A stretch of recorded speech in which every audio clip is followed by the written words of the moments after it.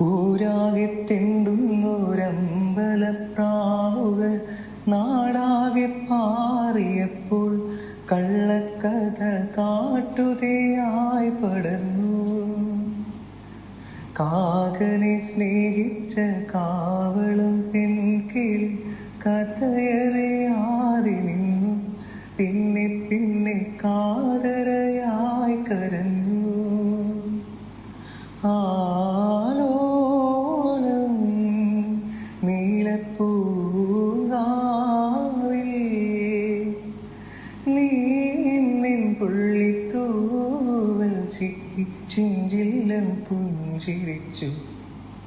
കള്ളിപ്പൂങ്കുയിലെ കന്നിത്തേൻമൊഴി കാതിൽ മെല്ലെ ചൊല്ലുമോ? കാവതി കാക്കതൻ കോട്ടിൽ മുട്ടയിട്ടന്നൊരു